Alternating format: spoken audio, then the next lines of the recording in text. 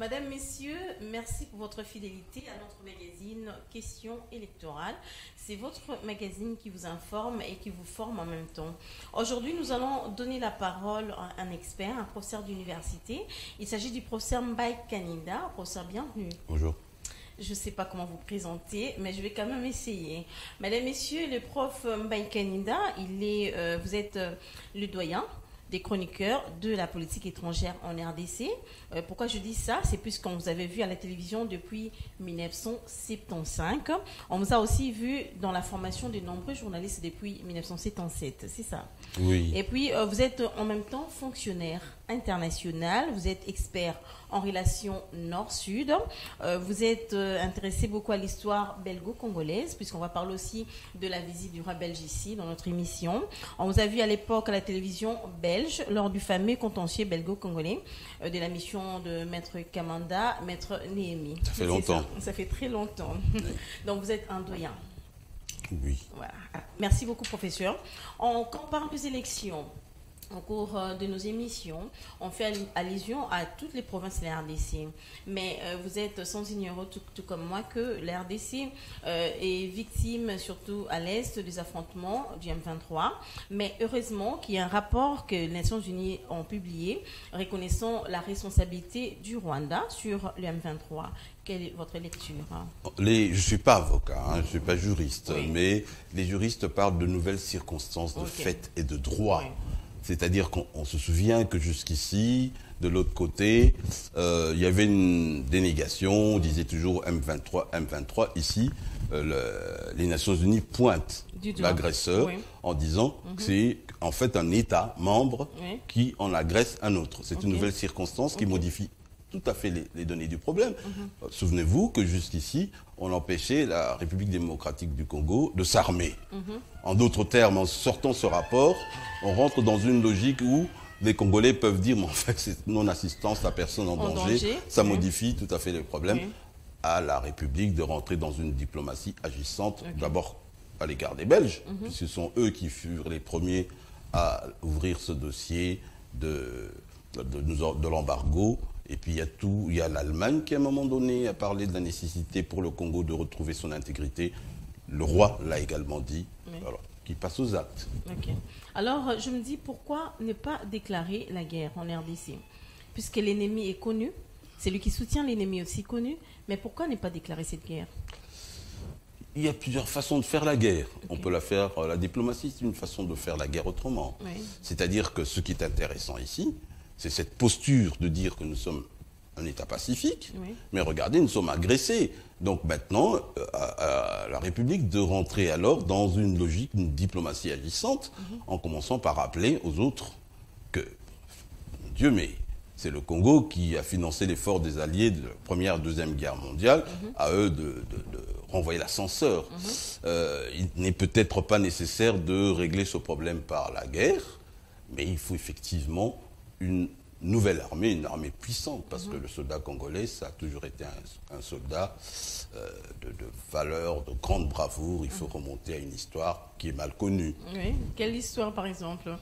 Mais, vous soutenez nos FARDC, mais aujourd'hui, il y a les M23 qui persistent, qui perdurent à l'est de la RDC. Mais on nous dit que le M23 n'est que l'onde portée du Rwanda. Et à ma connaissance, le Rwanda n'est pas fabricant d'armes, le Rwanda... Bon, et je me rends compte que derrière le Rwanda, dans cette guerre du coltan, il y a toute une série de multinationales qui sont campées dans des pays qui, en somme, nous agressent. C'est une guerre mondiale contre la RDC.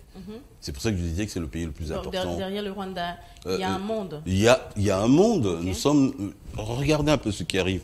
Nous avons cette situation où le Congo, à l'époque léopoldienne, connaît cette agression avec le développement du caoutchouc, etc. Bon, c'est cette guerre qui va permettre à Léopold II d'enrichir la Belgique, etc. On connaît toute cette situation-là. Ensuite, ce Congo, quand la guerre tombe sur l'Europe, ce sont les Congolais qui libèrent, Kigali. Le Congo a vaincu Napoléon. Ce sont les Congolais, ce sont les soldats congolais qui sont allés libérer Haïti. C'est-à-dire ces soldats qui étaient de Kimpavita, qu'on a lancés comme ça partout parce qu'il fallait les disperser, ce sont eux qui ont fait la bataille pour libérer Haïti.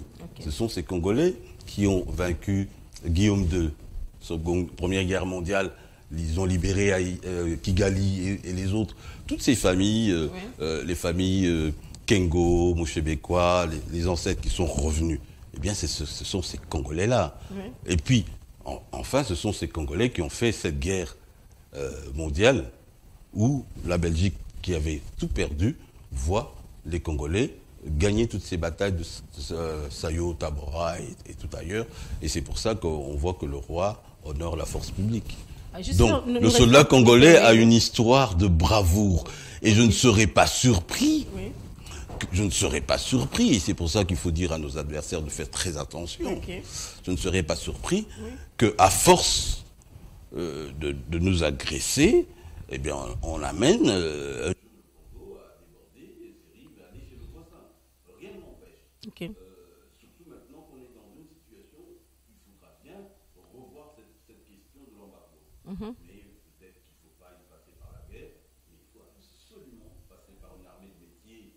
Il faut repenser l'armée, il faut redonner du muscle à cette armée puissante qui a vaincu Hitler, qui a vaincu Hirohito.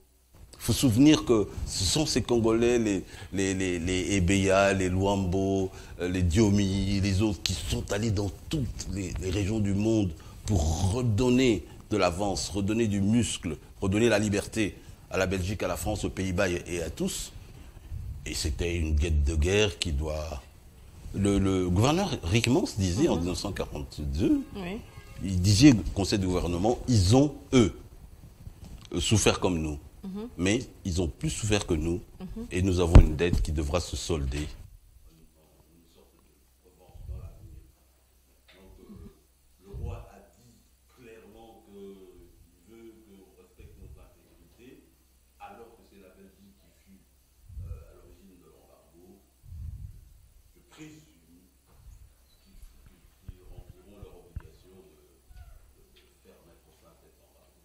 D'accord, vous croyez à la bravoure de nos FARDC avec les exploits.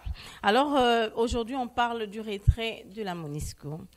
Quel est votre avis? Est-ce que cela ne va pas handicaper surtout les élections? Normalement,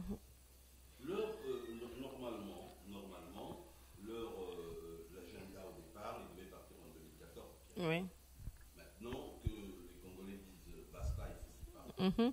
Ipso facto. C'était en 2014 qu'il devait partir, donc une année en avance, oui. Avec les événements, qu'on puisse revoir un peu cet agenda, rentrer en discussion, parce qu'il y a quand même qu'il y a quand même des problèmes qui sont sérieux. Oui. Maintenant, on sait aussi que dans le passé, ils ont joué un rôle dans les élections, le transport de matériel. Oui. Mais est-ce qu'on peut faire des omelettes sans casser des œufs J'entendais encore le gouverneur Paluku qui disait, mais écoutez, ce ne sera pas la fin du monde. C'est-à-dire que si le gouvernement le fait, il faudra qu'il démontre sa capacité à remplacer ce qui sera parti. Voilà, professeur Mbaye Kanida, vous parlez souvent de la dette morale, la dette de guerre. C'est ça, non? Oui. Ok.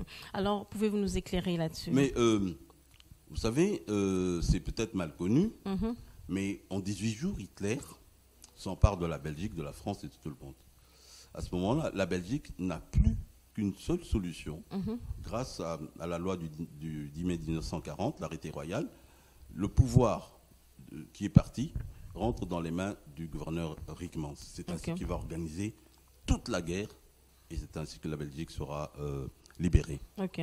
On a vu, c'est une dette, mais on a vu quand même que la Belgique a essayé de réparer avec d'abord la relique de Lumumba et la visite d'abord du roi de Belgique en RDC. Quel a été cet impact et qu'est-ce que la RDC a gagné? Non, en Belgique, le roi règne mais ne gouverne pas. Okay. Mais la différence ici, c'est que le roi a ouvert une porte. Et il reviendra au gouvernement de prendre compte des conclusions de la commission d'enquête et de rentrer vraiment dans une logique de réparation. Mais ça, c'est un travail que le gouvernement devra faire. Ok. Vous parlez souvent de triple miracle. Quand vous analysez les discours du 30 juin, j'aimerais bien savoir, on vient de célébrer tantôt là, le 30 juin 1960-2022. Quand vous parlez du triple miracle, qu'est-ce que vous entendez par là? Premier miracle. Oui. Nous sommes en février 1960. Oui. Lorsque les Belges pensent qu'on va commencer la table ronde, quand ils ont préparé la table ronde, c'était pour empêcher l'indépendance. La constitution du Front commun congolais à la table ronde sera le premier miracle parce que les Congolais vont parler d'une seule voix, notamment obtenir la libération de Patrice Lumumba.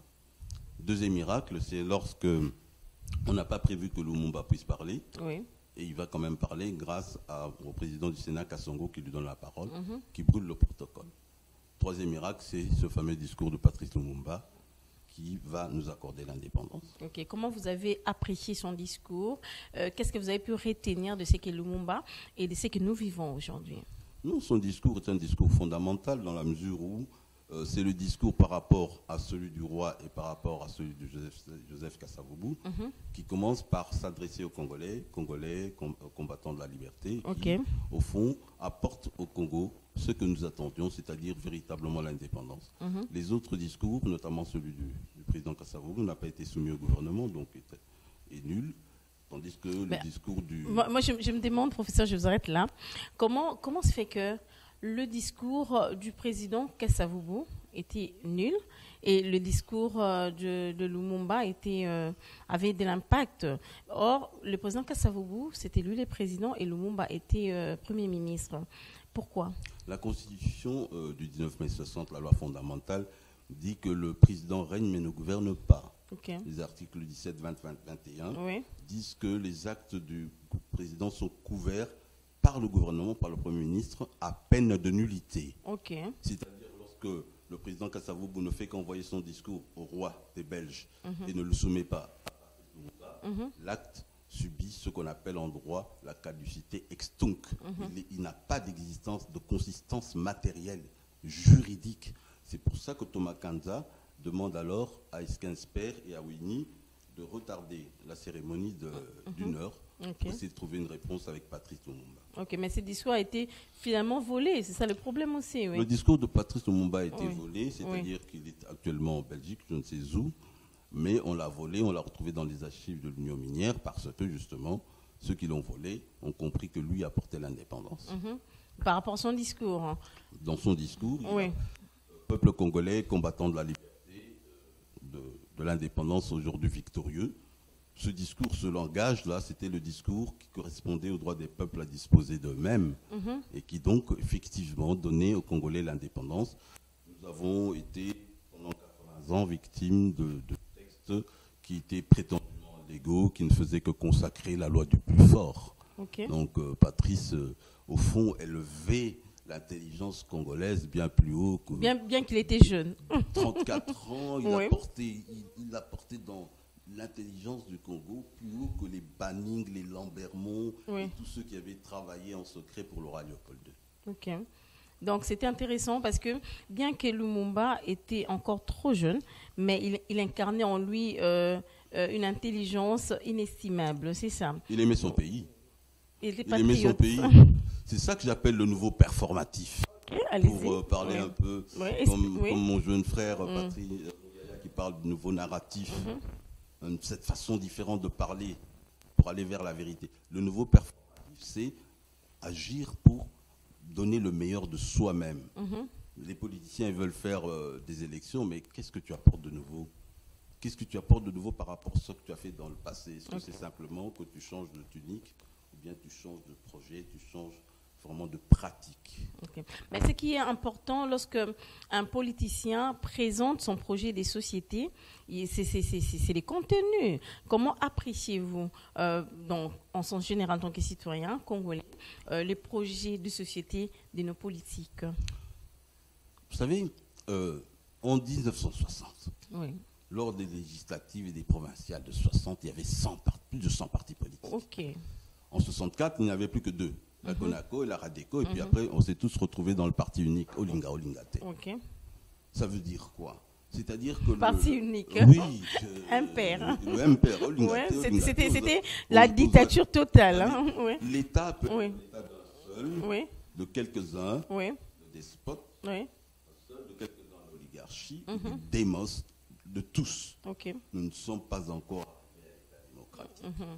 Mais à l'époque, quand même, oui. Constitutions instrumentales, mais pas démocratiques. Mais à l'époque, quand même, les politiciens essayaient d'étaler leur projet de société et il y avait quand même un contenu. Oui, mais le problème n'est pas d'avoir le contenu. C'est pour ça que je parle de nouveau. Le contenu, c'est le narratif, le performatif. Qu'est-ce que tu fais de nouveau? Qu'est-ce que tu nous apportes de nouveau? Qu'est-ce que tu as déjà fait qui change, qui peut nous amener à considérer que tu as changé? Et c'est là qu'il faut prendre les politiciens dans leur pratique, et non pas dans leurs promesses. Bientôt, ça sera 2023. Là, il y aura sûrement campagne électorale et on sera appelé à élire les dirigeants. Comment appréciez-vous tout ce qui se passe dans la CENI? Bon, j'ai entendu dire, le président de la CENI a dit que il va rester dans le schéma, l'agenda, mais je me souviens aussi qu'il a dit qu'il y a toute une série de conditions, notamment financières, qui doivent être remplies. Je ne sais pas quels sont les détails dans ça, mais je suis quand même frappé que je n'ai pas vu, alors que nous avons la guerre à l'Est, je n'ai pas vu les dirigeants des partis politiques aller rencontrer le président pour une union sacrée des cœurs ou des politiques contre l'agression. Et ceci pose problème, parce que si vous n'êtes pas unis contre l'agression, comment est-ce que vous pouvez être unis pour le bonheur du peuple? Vous pensez que la RDC sera organisée les élections sans l'Est? Je ne sais pas comment ça va se passer. Je ne sais pas comment ça va se passer, mais ma préoccupation, c'est que tous les dirigeants soient véritablement unis contre l'agression. Mais ils sont unis. Il y a des déclarations par-ci, par-là. Il y a des mouvements citoyens qui font des déclarations, et des policiers qui font des déclarations. Il y a l'état des sièges. Voilà, tant de choses, Je n'ai pas vu, à mon sens, je n'ai pas vu les opposants, tout le monde aller rencontrer le président en secret pour donner des idées, pour qu'ensemble nous puissions donner l'image d'un pays en guerre qui se défend. Dans d'autres pays, quand ils ont des guerres, quand il y a des agressions terroristes, on voit les dirigeants d'opposition qui vont rencontrer les dirigeants pour mettre ensemble Mayele. Mais ici, vous pouvez même voir que... vous parlez d'une forme de table ronde, dialogue, tout ça, oui. Pas nécessairement table ronde, mais des négociations secrètes, politiques, pour des stratégies, pour parvenir à vaincre l'agression. Oui, parce que vous êtes aussi professeur d'université, vous aussi donnez votre rapport en tant que scientifique. Qu'est-ce qu'il faut pour mettre fin à cette guerre de l'Est? Je ne sais pas vous dire maintenant. Il faut une task force, il faut véritablement qu'il y ait une sorte d'entente de tous pour trouver des solutions. Vous savez, quand on mène la guerre, on ne dit pas tout en public. Et donc, les gens peuvent... Il y a des stratégies qu'on peaufine. Il y a des stratégies qu'on peaufine en secret autour du leader qui est commandant suprême de votre armée. Et à ce moment-là, vous partagez des tâches. Nous avons un pays extrêmement important. C'est le pays... Moi, j'ai toujours dit... Hérodote disait... L'Égypte est le don du Nil. Et la RDC? La RDC, c'est le don de Dieu. Ah bon? Dieu a donné à la RDC le pays le plus important du monde. C'est le pays le plus important parce que c'est de ce pays-là que sont parties toutes les révolutions. J'ai parlé d'Haïti, j'ai parlé de toutes les idées. Les révolutions qui se sont faites partout dans le monde sont venues justement de cette jeune fille de 24 ans que l'on brûle. Vous parlez d'équipe Avita, oui. Avec un bébé dans le bras, qui dit, je vous pardonne au nom de Jésus-Christ. Alors on s'empare de tous ces généraux, on les met sur les bateaux, et partout ils partent. Ils sont toujours restés fidèles et unis, et ce sont eux qui vont faire les révolutions ailleurs. Alors ce Congo-là, il est toujours là. Les Congos restent bénis. En tant que patriotes, en tant que Congolais, Congolaises, nous cessons de bénir notre nation. C'est ça. Mais moi, je me pose souvent la question, professeur, qu'est-ce que la RDC doit faire pour sécuriser ses provinces? Commençons par avoir une armée dissuasive. Si nous avons une armée dissuasive, eh bien les autres auront peur de nous. Mais arrêtons de nous plaire, de plaindre. On s'est plaint parce qu'on est agressé. Vous l'avez dit dans votre introduction que par rapport à la publication du rapport des Nations Unies, que l'RDC, l'ennemi est connu, c'est ça? Menons une diplomatie agissante. Allons partout. Allons rappeler aux autres leur dette morale. Allons devant les parlements. Je me souviens, moi, je me retrouvais il y a peu devant le président du Sénat M. Bahati, l'ambassadeur du Congo à Bruxelles. Oui. Et on était dans un parlement belge. Je leur ai parlé du premier partenariat gagnant. Je leur rappelais comment le Congo a libéré la Belgique. Ils étaient obligés d'applaudir, mais beaucoup disaient qu'ils ne savaient pas. Allons leur rappeler leur dette. Nyongo. La dette qu'on a, ou bien que la dette que la Belgique nous a léguée. Non, c'est leur dette à notre égard. Il faut leur rappeler. D'accord. Professeur, vous avez eu le temps de suivre les élections de 2018 et puis avant, en tant que citoyen congolais. On a parlé tantôt là de la révision du fichier électoral, la révision. Selon vous, qu'est-ce que vous avez apprécié? Commençons d'abord par ça. Qu'est-ce que vous avez apprécié lors des élections passées et qu'est-ce que vous n'avez pas apprécié, vous n'avez pas aimé, que vous pouvez toutefois suggérer? Je vous dirais que sur le dossier élection, oui. J'ai un devoir de réserve. Oui, parce que vous êtes internationaliste. Je suis fonctionnaire international. Parler en tant que citoyen, oui. Je ne vais pas rentrer dans le débat. Oui. J'ai mon opinion que je vous donnerai sans doute une fois que les choses se clarifient. Ok. Vous ne jugez pas, mais vous étiez parmi les observateurs. Oui. J'ai observé. Pour le moment, faisons, si vous le souhaitez, si vous le voulez, une autre élection où je vous donnerai vraiment en profondeur mon opinion, parce que j'aime toujours être très précis dans mes déclarations pour ne pas être mal jugé. Oui, parce que vous êtes fonctionnaire international. Oui. Mais vous travaillez quand même du moins pour les RDC. Alors, la visite du roi des Belges, on va revenir là où vous serez vraiment à l'aise. Du roi des Belges en RDC a servi au moins à quelque chose. On va revenir sur les discours prononcés par Patrice Emery Lumumba le 30 juin 1960, les discours de l'indépendance. Comment l'avez-vous interprété? Bon, la visite du roi des Belges est intéressante dans la mesure où le roi ouvre quand même une porte. C'est Philippe II est le plus important des rois belges, le plus intelligent à mes yeux. Ok. Et pourquoi? Il commence d'abord par regretter ce qu'a fait son ancêtre et il rentre dans une dynamique qui fait qu'aujourd'hui, la Belgique est dans des discussions sur des réparations. Alors que Léopold II disait, vous aurez mon Congo, vous ne saurez pas ce que j'y ai fait. Il n'a pu partir que parce qu'il y a la commission d'enquête de 1904 et puis toute la dynamique, et encore, est-il réellement parti? Donc cette visite a été vraiment bien interprétée. Oui, je crois que le roi a ouvert une porte à nous, d'entrer dans la porte. N'attendons pas que les gens fassent des choses pour nous, puisque le roi a dit qu'il est important que l'intégrité du pays soit respectée. Allons rappeler à la Belgique que c'est elle qui fut à l'origine de l'embargo qui nous frappe et qu'elle a donc contracté l'obligation de réparer. Non, selon vous, qu'est-ce que la Belgique doit faire? Quel est son apport? La Belgique est considérée au nom de l'Union européenne, vraiment, elle a une voix, elle est la capitale de l'Union européenne et elle a de très très bons diplomates. Et Adja Labib, qui s'occupe maintenant de la diplomatie, est à mes yeux une personnalité capable de faire de très très belles choses, en rappelant aux autres que, écoutez, les circonstances sont nouvelles et donc il faut changer les choses. C'est pour ça que je parlais des nouvelles circonstances de fait et de droit.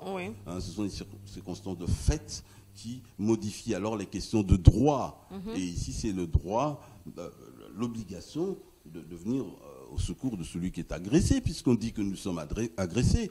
On ne va pas se limiter à nous dire que nous sommes agressés. Il faut en tirer les conséquences. Mais parce que vous parlez de faits et de droit. Moi, j'aimerais bien que vous soyez plus explicite. C'est ça. Qu'est-ce que la Belgique peut faire? Quel est son apport? Pour le moment, je ne sais pas vous dire ce qu'elle peut faire. Je vous dis qu'il y a de nouvelles circonstances. Et encore une fois, beaucoup de choses se règlent par la diplomatie. Beaucoup de choses. C'est-à-dire, c'est à nous d'aller vers eux, c'est à nous d'avoir un mémorandum, c'est à nous d'envoyer nos diplomates partout pour Mais si, on a appris récemment, il n'y a pas longtemps, qu'il y a au moins 4 ambassadeurs accrédités en RDC. On parle de la Suisse, Zambie, tout ça. Il y a au moins 4 pays qui ont accrédité leurs ambassadeurs en RDC. On sent que la diplomatie agissante en RDC. Oui, le président, moi je l'apprécie parce que pendant un temps, moi je suis à Bruxelles et au niveau des institutions ACPUE, on n'entendait plus parler de la RDC. Maintenant, on a entendu parler de président de l'Union africaine, puis de la SADC, de toute une série de choses. Oui. Effectivement, le levier diplomatique, à travers ce qui se fait notamment à travers Luanda, etc., oui. est un levier important. Je crois qu'il a innové sur ce terrain, il faut lui reconnaître ce mérite-là. Oui. Alors, il a innové, mais qu'est-ce que le président de la République a fait? Parce qu'aujourd'hui, les gens voient comment le chef de l'État voyage par-ci, par-là, et interprète aussi mal, peut-être, mais qu'est-ce que, selon vous, parce que vous êtes internationaliste, fonctionnaire international, qu'est-ce qu'il a fait, qu'est-ce qu'il a ouvert pour notre pays? Il a créé un contexte nouveau. Okay.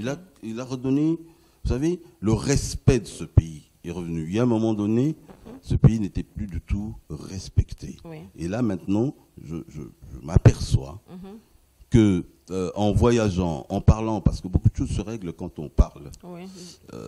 En voyageant et en parlant, il a créé un contexte. Mais il ne faut pas qu'on en reste là.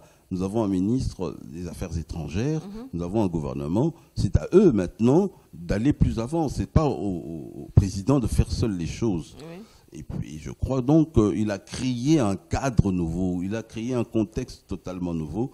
Il y a une nouvelle respectabilité du Congolais. Il faut en tirer parti, il faut l'exploiter. Okay. Au niveau international, quel aperçu on a de la RDC?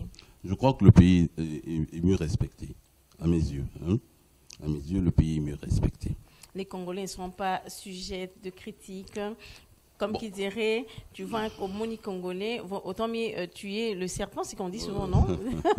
On dit souvent tuer un serpent, disons, tuer Congolais, laisser les serpents, c'est les Congolais respectent les choses changent. Les choses changent. Oui. Moi-même, je suis dans la fonction publique internationale depuis 30 ans. Okay. Je me suis battu pour le respect de la légalité et je crois qu'on arrive vers quelque chose d'important. Et je crois que ça sera encore une fois au crédit du Congo. Il y a beaucoup de Congolais partout, à l'international et ailleurs, qui font vraiment la belle image de ce pays. Ce n'est pas n'importe quel pays, c'est un pays béni par Dieu. Alors, on va chuter, professeur Mbaye Kaninda. Oui. On va chuter, puisque vous aimez tant Lumumba. Puisque vous aimez tant la Belgique, vous êtes dans cette alliance belgo-congolaise, mais j'aimerais savoir comment avez-vous apprécié la relique de Lumumba? Au moins, la Belgique a tenu parole, bien que cette relique a été diversement interprétée d'une manière ou d'une autre en tant qu'international. Comment avez-vous apprécié ces gestes que la Belgique a fait? Je dois vous dire que j'étais à Bruxelles quand le frère de Saute a sorti cette dent de Patrice.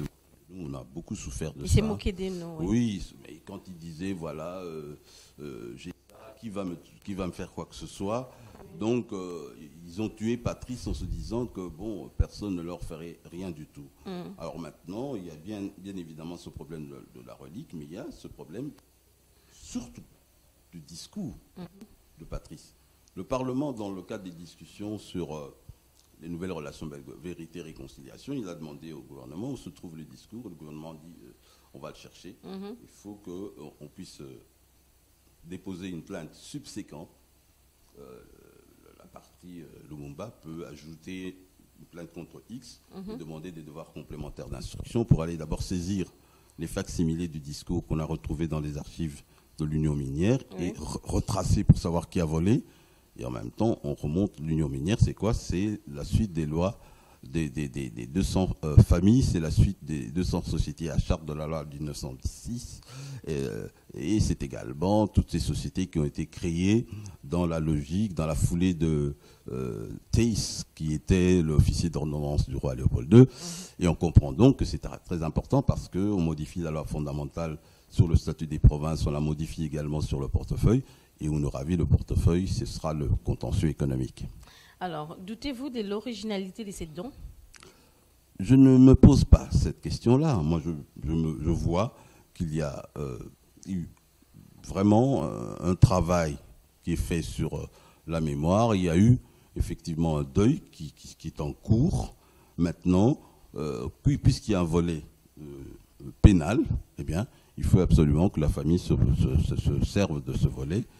Des devoirs complémentaires d'instruction sur la base de l'article 61 quinquies du Code d'instruction criminelle pour que le juge d'instruction puisse instruire dans le mois. S'il n'a pas instruit, on demande le contrôle de l'instruction. Et donc, à partir de ce moment, c'est le moment des avocats. Je ne suis pas avocat, mais je pense que... vous aimez les droits. C'est une piste. Oui, voilà. Alors, prof Mbaye Kaninda, vous allez donner votre conclusion. Je crois que ce Congo, d'où est partie la révolution, le mouvement des libertés. Imaginez-vous, mais très peu de gens savent, que c'est d'ici que sont partis ce mouvement de liberté qui libère Haïti, qui libère l'Amérique latine. Simon Bolivar négocie avec le président haïtien pour qu'il lui prête ces mêmes soldats, pour qu'il libère 5 pays en Amérique latine. Et ces Congolais Makassi là, ils sont toujours là. Ce sont eux, les Béa, les Luambo, les Diomi et les autres de la force publique de l'époque, qui sont là. C'est pour ça qu'il faut vraiment se souvenir que la force publique doit être respectée.